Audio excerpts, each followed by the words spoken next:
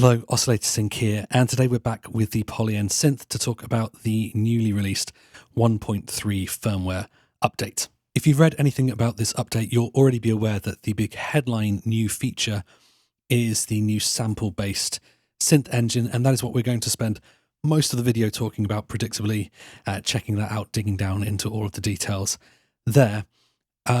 For a full list of the updates, you'll be able to get them on the Polyend website.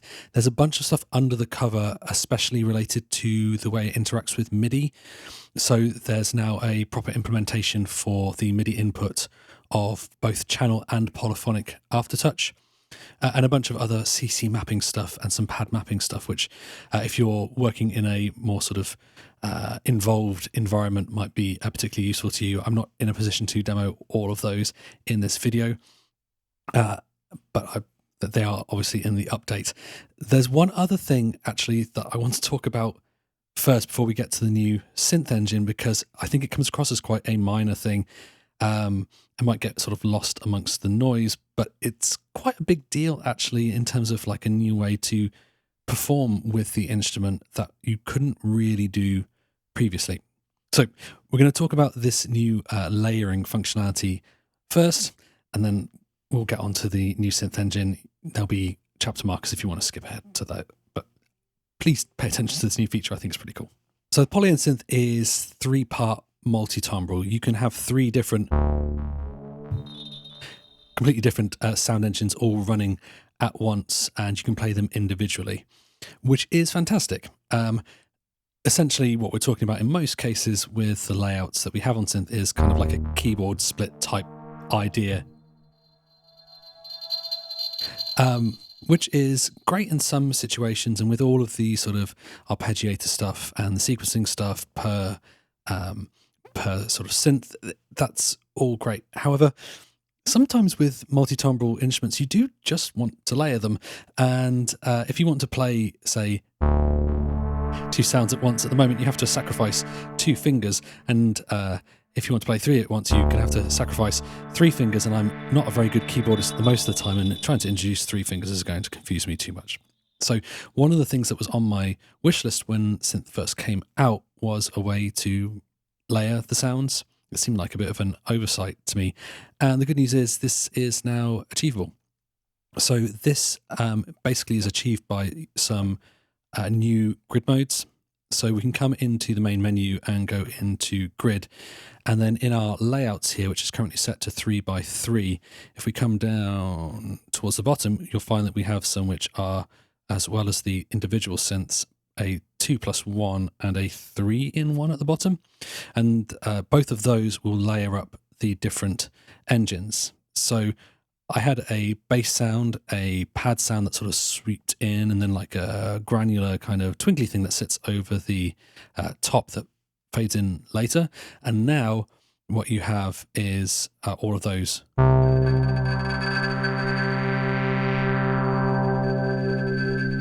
playable at once. So you can make very, very complex patches that can be played. Lovely bit of reverb there. Can be played all on the one keyboard layout, if you like. So that's, as I say, it's a minor thing, but actually from a sound design and performance perspective, you now have the opportunity to make these really complex layered sounds. And by making use of different envelopes or possibly even different velocity mappings, you can even do stuff where stuff morphs into one sound, or that you get a sort of velocity layering effect as well. So yeah, I just wanted to mention that this is in here now, because from my perspective, as someone who mostly enjoys noodling with this device and making new sounds, being able to layer some different sounds so easily is kind of a big deal. But let's get to the main event. We have a new synth engine that is all based around sample playback called the DWA.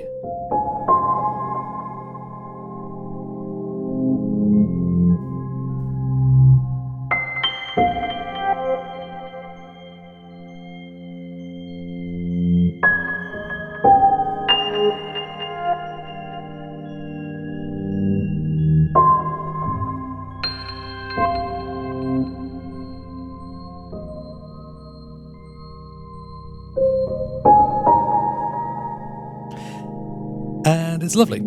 And the really neat thing about it is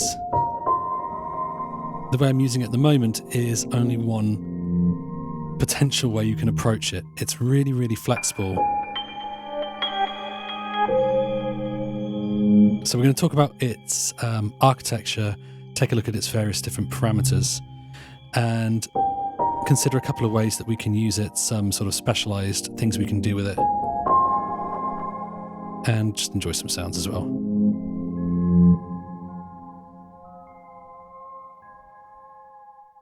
Nice.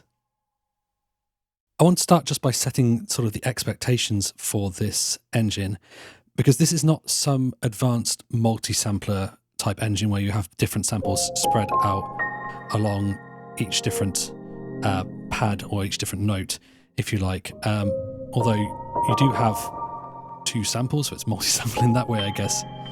This is much more like an advanced version of something like the Casio SK1. That simple repitching of a sample that's somewhat lo-fi but has a definite feel to it, different sound to it. And I think looking at the way this is set up, there's probably a little bit of inspiration drawn from the SK1, whether intentionally or not.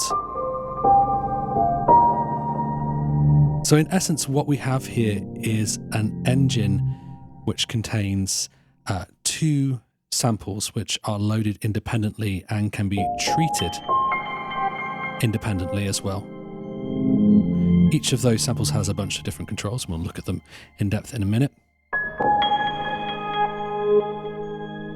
They are summed together at the end and you can crossfade between them. You've got the usual set of filters as you would expect on most of the synth engines on synth, but you also have on the second filter page, just as a spoiler, a comb filter as well, which can give you a bit of a different feel. And we'll talk about how the comb filter works and where it actually sits in the architecture, because it's in a slightly weird place despite being on the filter page, I think. But we'll talk about that a little bit. I'm really addicted to this patch, but I'm going to have to leave it so we can start talking about the overall structure. But just indulge me while I can just play it for a couple of seconds more. It's very pretty.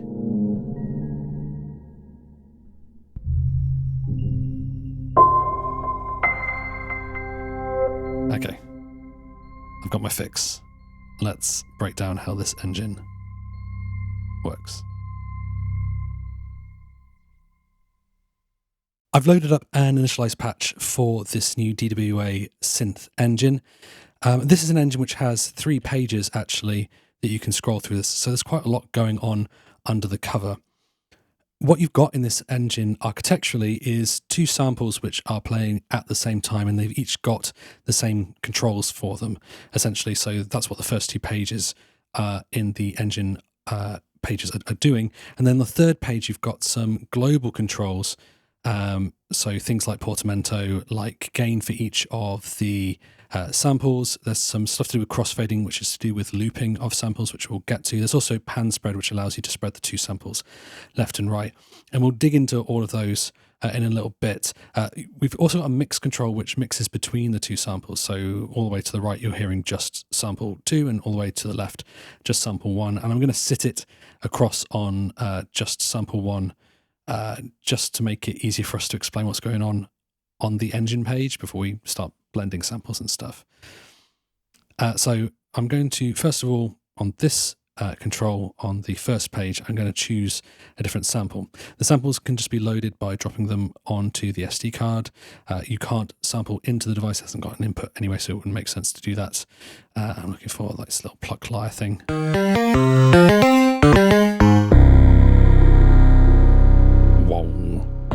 I'm also quickly going to come in here into the synths menu and give myself a little bit more polyphony than that. I'm going to give myself, it needs to turn down the polyphony on the other 2 to give myself a bit more. There we go. So I'll give myself 4 voices for now in case I want to do anything with any of the other engines as we play. So we do 4-note chords now, which is enough for anyone. I mean, who has more than 4 fingers or something? So we have these controls over the sample playback, essentially. So you've kind of got everything you would probably expect to find. So we have a start control, So we can start partway through the sample. We can also change where our endpoint is if we want to have something very cut off and glitchy. We've got a direction control, very important, because you always want to be able to do your backwards playback, of course. Just the best thing in the world, isn't it? Playing a sample backwards. Now, of course, when we're talking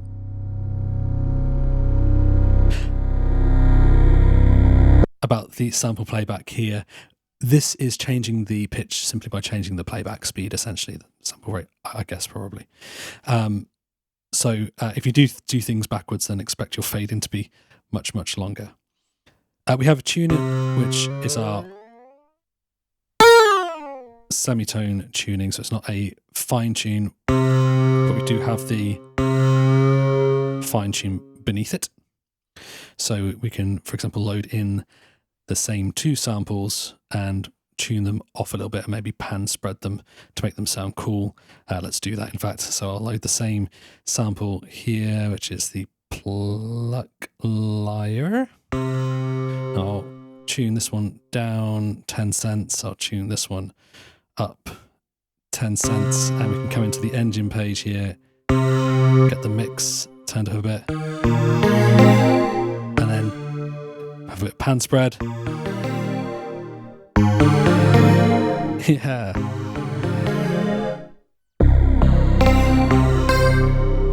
So we can get that sort of detuned chorus thing without doing the warbly chorus.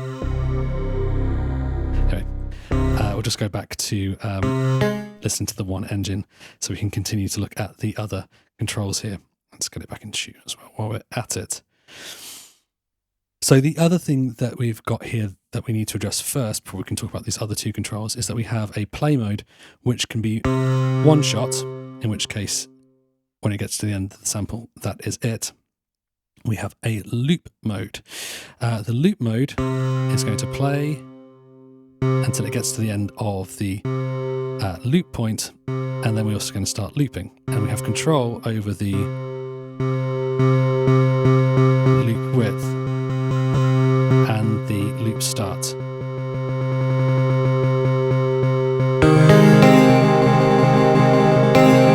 And this is, I think, is where you start to get that kind of SK1 Casio vibe, which is so evocative.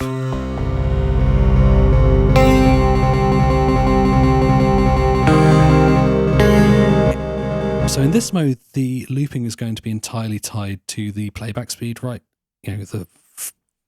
This distance between the loop start and the loop width here is entirely defined by how fast the loop is going to be playing back. So you kind of get that sort of rolling, unrelated cluster of sounds in this mode. We have a couple of other modes here, and the first one is called sync loop, and this one's really cool. And I don't have that many sample-based instruments, but I can't think of another instrument that does this so simply. So what this does, in essence, is we're setting our loop start and width, but in this mode it's more like a guide. And what's going to happen is that it's going to be adjusted slightly based on the playback speed to find a loop width, which will always be in time with the tempo that you're currently set. So you end up with these very obviously related loop lengths, which gives you this really cool rhythmic thing, rather than those sort of stranger clusters. And it's basically just going to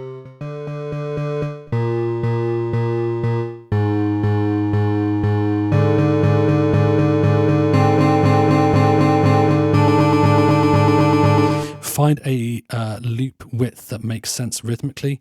As I mentioned, that's just going to be controlled by the tempo that you currently have set on the device, and also obviously the width as well. If you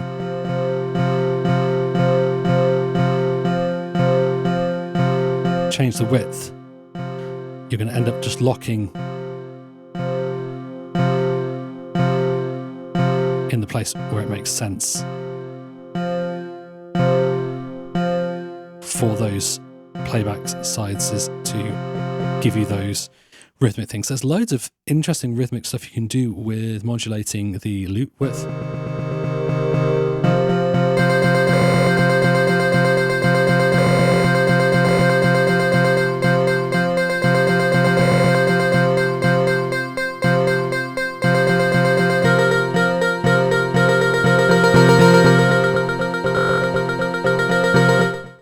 Yeah, so that's a really nice feature. As I say, I can't think of any other instrument that does it quite so straightforwardly as that.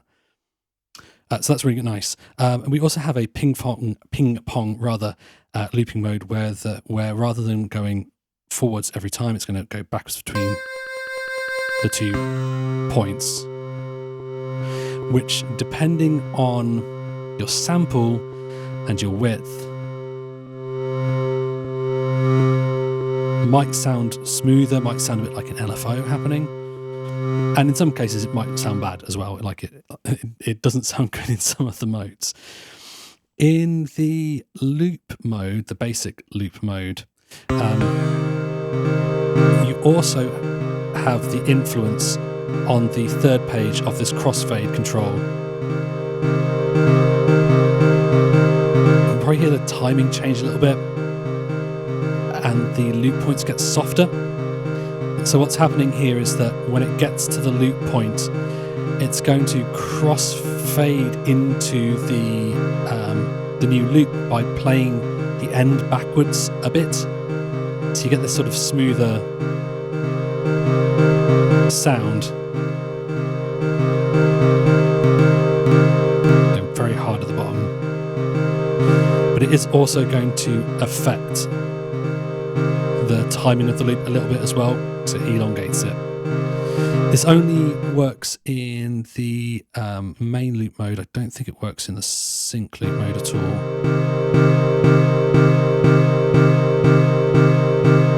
Yeah, so it's only in the basic loop mode which the crossfade has any effect. It doesn't do anything in the ping pong either. The other thing to note about the loop here is that the width can go basically to a single cycle, and down at this end what you end up with is kind of the ability to change your start point almost like a wavetable, or get an infinite loop in the same way as you would on like an old Skool lo-fi sampler, something like a Kawaii K1, where you have the transient and then a frozen wave. But this is obviously something that is modulatable, so we can come into our LFOs. I'll maybe set a slow LFO here and come into the mod page and set our LFO loop. That's what we want, loop start.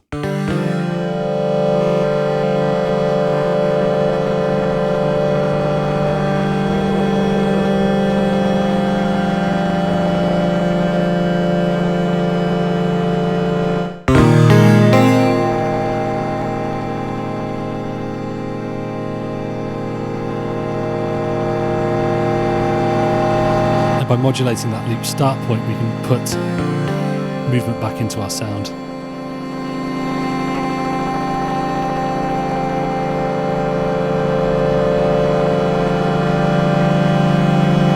Or you can straight up come into here and set your start much closer to your loop position, or beyond it, I think. And now you've just basically got like almost like a wavetable situation. And then maybe instead of having a moving slow LFO, we could set a random one, which then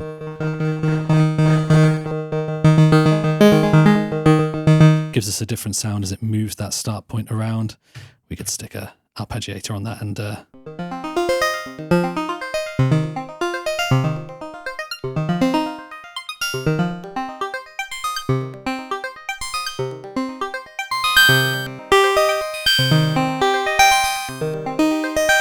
And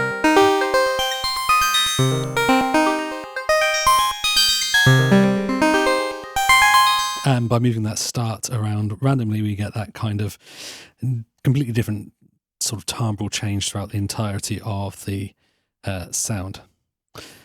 Yes. Lovely stuff. This nice plucky thing we've got going on here might be an opportunity for us to look at the new filter page here, which is a comb filter.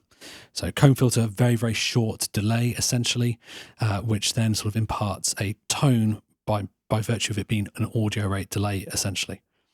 This actually has two different modes.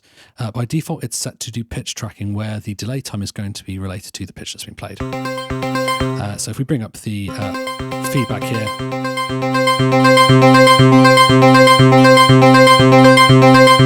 just check my volume.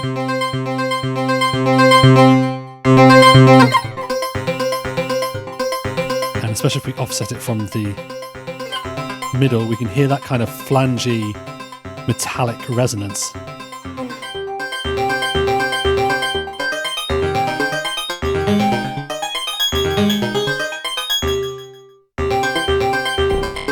Which is pretty cool. If we turn off the pitch tracking,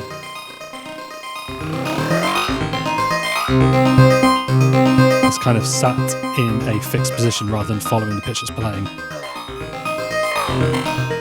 And at the far end, it comes out of audio rate to give you that almost like, feels like old school video game delay.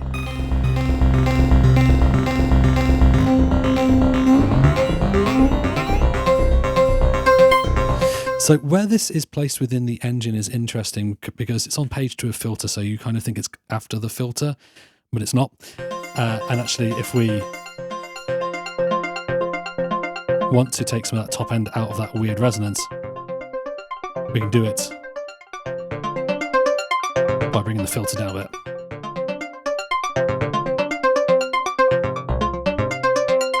Or we can add some of our own resonance into it there.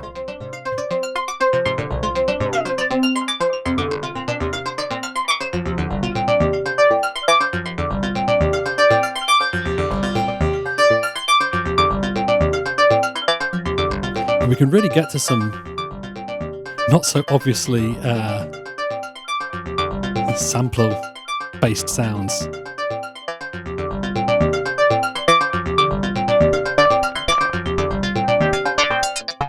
And obviously by choosing different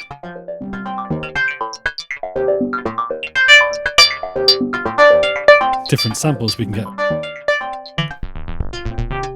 very, very different vibes in there as well, but still having that sort of metallic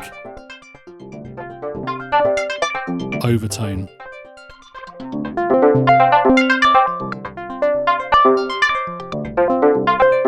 So it's quite an unusual thing really to have on a sample-based instrument, I think, but one that is pretty welcome and let you do some pretty interesting things. So now we've explained all of the architecture. Let's go back to that piano patch that I love so much, and I'll just explain what is going on in that patch. So the first thing to acknowledge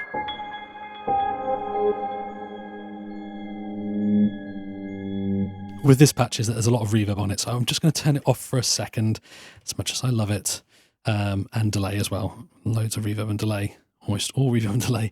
And what we're left with is this sound instead.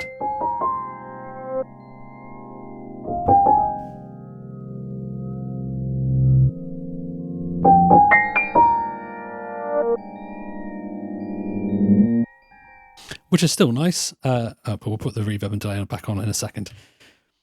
So if I come through to the third page of the samples, I will set my mix just all the way to one side first of all. And this is what is happening with sample 1. So we've got a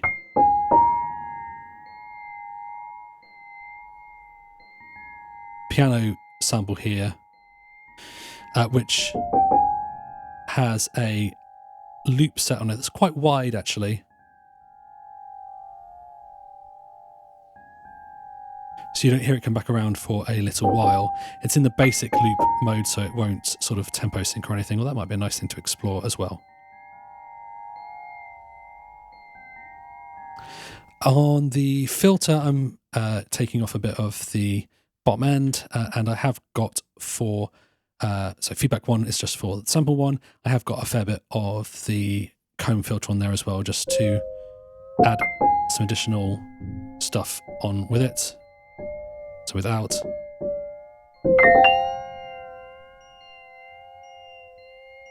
So it's just kind of adding a bit more low-end resonance, which made it feel a bit more old school. The other thing that I've got going on here is I have a slow-ish, although not that slow, LFO going to the pitch, just to give it that sort of final warble, if you like.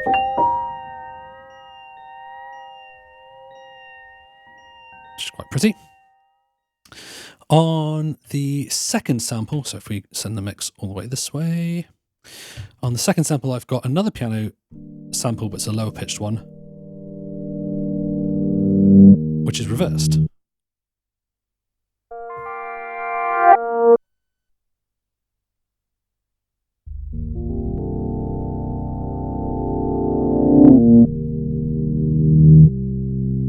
And again, because that playback speed on the reversed samples, on all the samples, but it's especially obvious on the reverse samples, because that playback speed is what is affecting the pitch, the lower ones take longer to sort of fade in.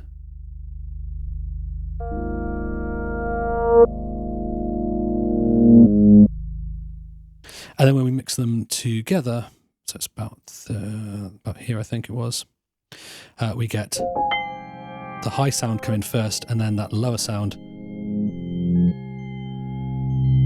fade in afterwards, and then we're left with the twinkling loop.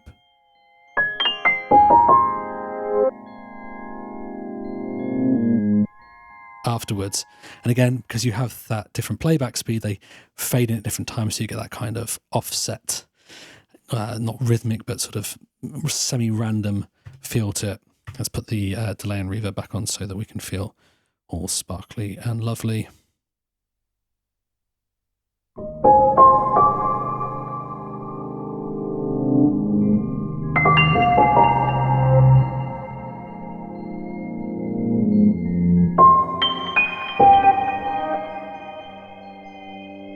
Yeah, pretty nice. But let me show you another thing that you can do with this engine that's not really anything like this at all. In fact, probably couldn't be further from this, but it's still also really, really cool. So with this update come a bunch of new samples to go in this engine, and amongst them there are some loops, including, for example, where are they? This one? Yeah, so we've got a drum loop here. And naturally, because the pitch is being affected by changing the playback speed, yeah, as we play them at different pitches, the speed is also going to change. But making use of the looping functionality, we can actually do that old school time stretching effect that sounds so, so cool. And to do that, what we're going to want to do is start by setting our loop width all the way down to 0, although we can tweak this in a little bit. So set our loop mode to loop, of course. And we're sat now in that loop start. And although you can't really hear it at the moment, as we scan across it, we're kind of playing through the loop. I'm going to set the loop start point to 50 for reasons that will become apparent in a second. And the other thing I'm going to do is move the actual start point sort of inside the loop. So we're immediately inside the loop rather than, or rather beyond the loop point, so that we're immediately inside the loop and we don't get that initial playback that we had before. So what I want to be able to do is modulate this loop start point so that it sweeps across at a consistent speed. And the way we can do that is by using an LFO. So I'll set my LFO1 sync to on. I'm going to set its speed as low as it will go for the moment. And I'm going to go for the ramp up shape. So it's going to start by moving our start point to the start, and then it's going to move it up to the end. So coming into the mod page here, LFO1 is what's already set here. The loop start point 1 is also what's set here. And if I set my amount to 50, so that's going to swing down 50 and up 50 because it's bipolar, what we can now do is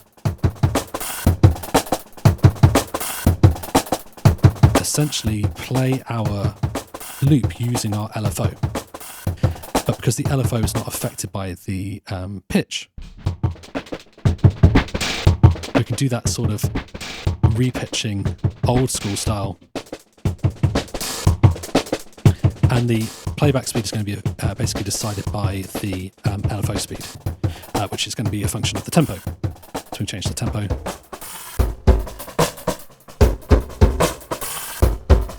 Got that cool sort of slightly comb filtery sound already. We can experiment by changing our loop width to be not quite 0.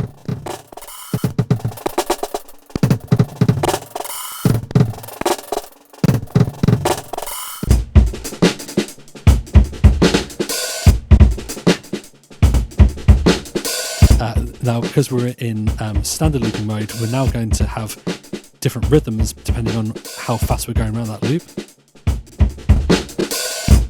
So we get sort of these weird shuffles. If we go to sync mode, we might get things a bit tighter.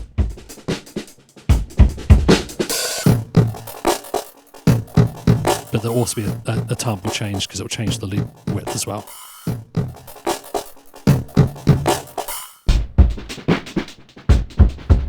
We can introduce some filter perhaps.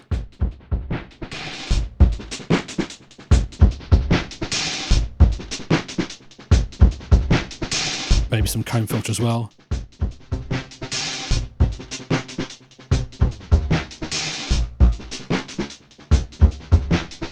And interestingly, because this is going to be doing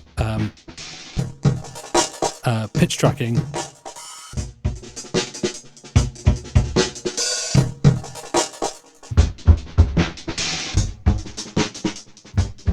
we're still going to be getting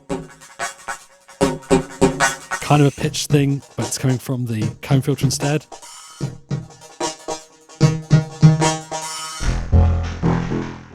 Oh yeah. Yeah, that's good.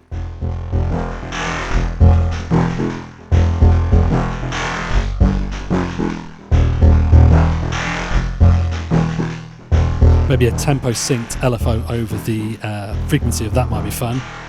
So let's go. Go to the mod here. So LFO2 can be going to the feedback 1 delay.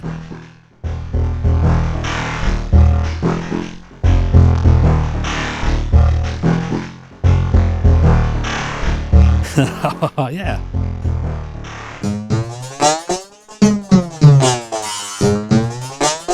Yeah, really good fun.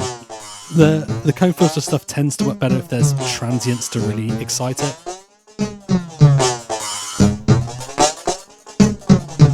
And of course we could turn pitch tracking off. So it's the same timbral thing for each note, but you get the pitch shift within the note instead.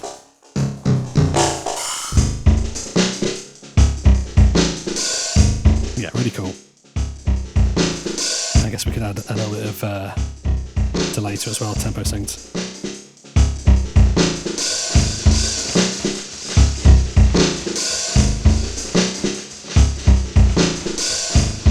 Yeah. Very cool. Nice. What I really appreciate about this engine is that it's kind of like a blank slate, and there's a lot you can do to mess with it, and a lot of different ways you can use it. So I've been playing around with a bunch of stuff, and I don't want to make the video super long, but I'll just share one other tip that I messed around with a little bit, which is, so here I've got a setup where I've got just a little knock sound here and a pad sound out the other side. I've gone with two very different things just to make this obvious. So although this is not like a, as I said at the start, a big multi-sampling complex sample player, you can do like velocity layers because you have these two different sounds, and by velocity layers I mean two different layers. But we can do things with the macros, like we can set our mix just down to our sort of knock sound. And then if we come into our macros and come into velocity, in an empty slot here, I'll just turn this velocity down a bit first. I don't want it to be quite as obvious. So come into an empty slot, select parameter, and we can apply the velocity to the mix at I think 100%, so 50% or 100%. We want probably 100%, don't we? So now if I play lightly, and if I play harder, I get the other sample, right? So although we don't have like full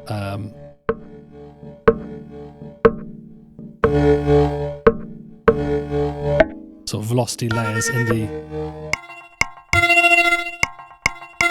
the traditional sense, we can start to do stuff by modulating these other parameters using the macros, especially the velocity and the aftertouch. Aftertouch the mix would be pretty fun as well. So again, come into the macros, we will get rid of our velocity one here, and then in aftertouch pressure we can select parameter. We'll do the same one with our mix here at say 70-something%.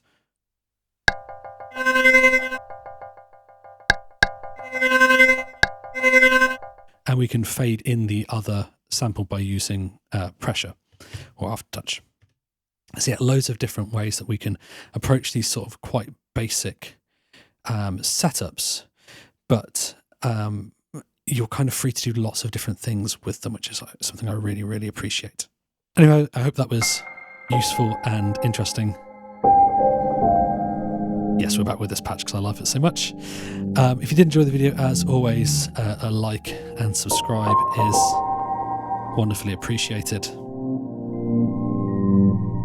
And I hope you enjoy this new update. I think it is a very worthy one. I really like the new engine a lot. And the sort of performance layering as well is kind of a big deal too. If you have any questions about this mode or any things you'd like to see in future videos, then let me know in the comments. And other than that, I will say until next time, thank you for watching. Take care. Bye-bye.